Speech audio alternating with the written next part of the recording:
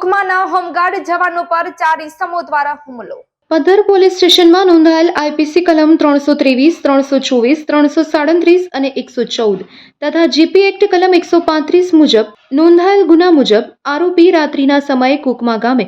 સોનકૃપા સોસાયટીમાં ચોરી કરી ભાગવા જતા આરોપી રાહુલ ઉર્ફે રશીદ મગરસિંહ જાતે બામણિયા ઉંમર વર્ષ 30 તથા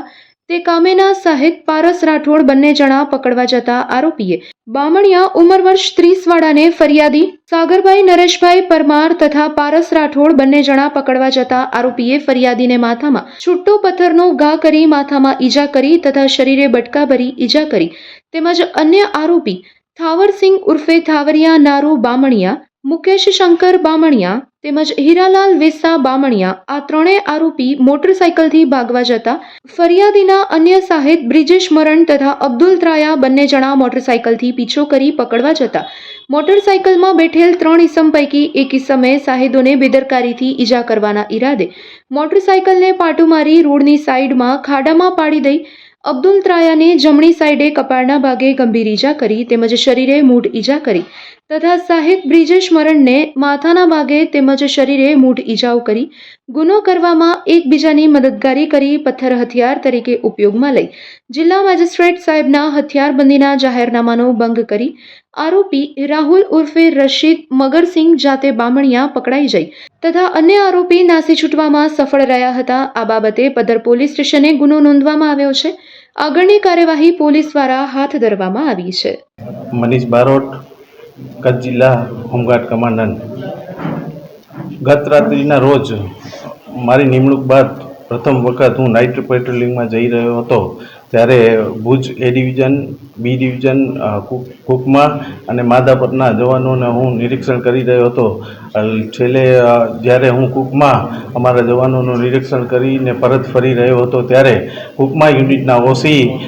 સાહેબને મને ફોન આવેલો, ટેલિફોનિક આવેલો કે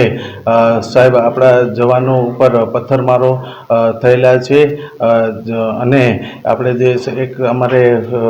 3 જવાનો હતા એમાંનો એક જે ચોર હતો એમને પકડી લીધેલ હતો ચોરને, અને બીજા 2 જવાનો જ્યારે સામેની બાજુથી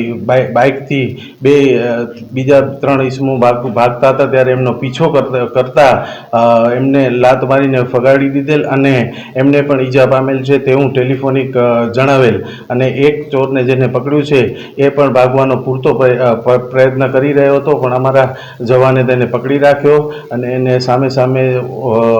ઝપાઈ થઈ પણ અમારા જવાને તેને પકડી રાખેલ અને તાત્કાલિક તેઓએ પદ્ધર પોલીસ સ્ટેશનમાં જાણ કરી અને પોલીસને બોલાવી અને એમને પોલીસ લઈ ગયા બાદ મને ફોન આવ્યો એટલે મેં તાત્કાલિક સૂચના આપી કે તમે 108ને ફોન કર્યો અને એ લોકોને આ 108 આવે એનાથી પહેલાં અમે અહીંયાથી ભુજથી રવાના થઈ ગયા। હું ને અમારા ભુજ યુનિટના ઓસી હરીશભાઈ મારી સાથે અમે અહીંયા રવાના થયા ત્યારે માધાપર પહોંચતા એમનો ફોન આવ્યો કે સાહેબ 108 આવી ગઈ છે। તો મેં કીધું તમે તાત્કાલિક જીકે આવો। અમે એનાથી પહેલાં જીકે અમે જઈ અને તાત્કાલિક સારવાર મળે તે માટે ડૉક્ટરોને ટીમને પણ અભિનંદન આપું છું કે તેઓ અમારી સાથે તૈયાર રહ્યા અને જવાનો આવ્યા એટલે તાત્કાલિક એમને સીટી સ્કેન, એક્સરે જેવી સુવિધાઓ તરત મળી અને એમને તાત્કાલિક ધોરણે તેમની મેડિકલ સારવાર કરવાનું શરૂ કર્યું। એક ટોટલ આરોપી 4 છે જેમાં એક પકડાયેલ છે અને એમના પાસે સોનાની ચેર અને રોકડ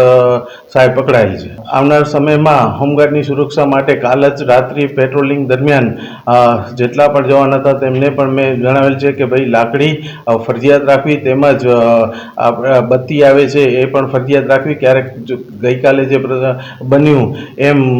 અંધારો હોય ત્યારે જાય તો એમના માટે નાઇટ ટાણે બત્તી અને લાકડીની જરૂર રહે છે જેથી પોતાનો સૌ બચાવ કરી શકે। ગ્રામજનોનો એટલું સહકાર નથી પણ એટલે જ આપના માધ્યમથી પણ હું નાગરિકોને જણાવવા માગું છું કે આપ પણ આ